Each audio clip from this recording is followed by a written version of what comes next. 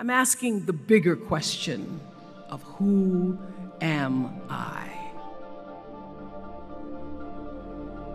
Who am I really?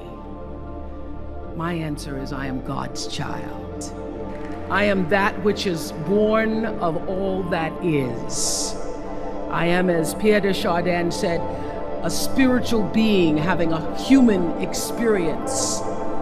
Come trailing the breath of the ancestors yet, but trailing the breath of the angels. And understanding that because I am connected to the source of all that is possible for me. And what do I want? I don't want to just be successful in the world. I don't want to just make a mark or have a legacy.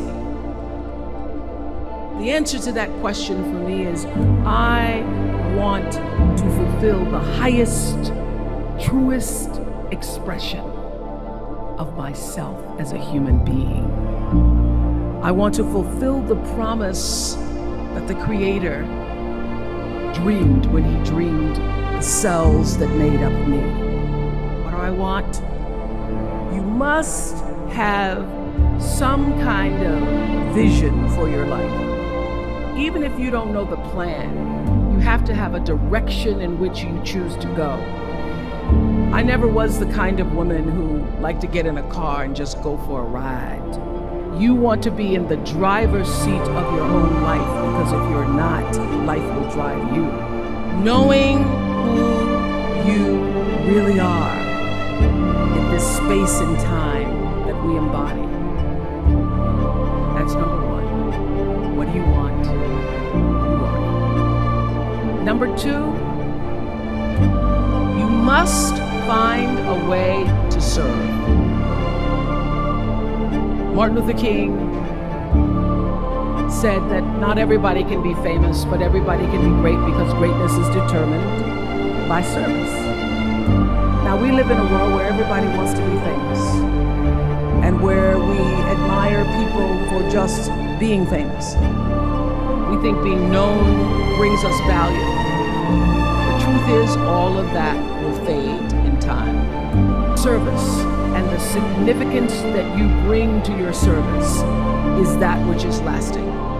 So to be able to, whatever your occupation or job or talent or gift is, our honorees today getting doctorate degrees, to apparently opposite fields, HIV and AIDS and the spoken word. But what they have in common is service.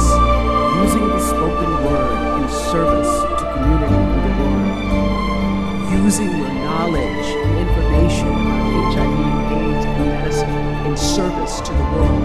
And if you look at all the most successful people in the world, whether they know it or not, they have that paradigm of service. Service through medicine, service through art. Using whatever it is you produce, your product, as a way of giving back to the world. When you shift the paradigm of whatever it is you choose to do to service, and you bring significance to that, success will, I promise you, follow. Be excellent. Let excellence be your brand. Everybody talks about building a brand. I never even knew what that was. When people say, you're a brand, I would say, no, I'm just Oprah. What I recognize now is that my choice to, in every way, in every example, in every experience, to do the right thing and the excellent thing is what has created the brand. Years ago, I did an ad for Revlon for an ad they were doing called Unforgettable Women. And what I know is that when you are excellent, you become unforgettable. People remember you. You stand out. Regardless of what it is, you become an unforgettable woman. And that is what we all want. We want to be unforgettable and not forgettable. doing the right thing, even when nobody knows you're doing the right thing, will always bring the right thing to you. I promise you that. Why? Because the third law of motion is always at work. For every action, there's an equal and opposite reaction. That is so true in all of our lives. Everything you even try to do to me, already done to you. So you don't have to worry about revenge or getting back at somebody, making sure they pay. You just have to do the right thing. The right thing will follow you even when people don't support it.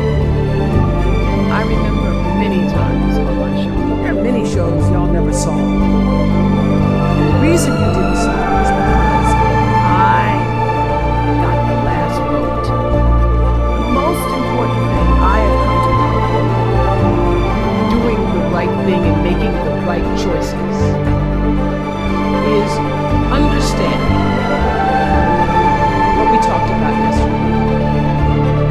All of you leaving here have the potential for enormous success. There's a price that comes with that. People don't always like you, and they're not always happy for you. And if you surround yourself with people who are not accustomed to your success, they become fearful, they become scared, because you are reflecting back something to them that they don't recognize. People who want the best for you want you to be your best.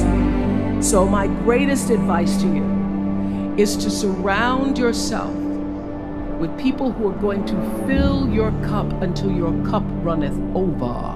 I'm so full, my cup runneth over.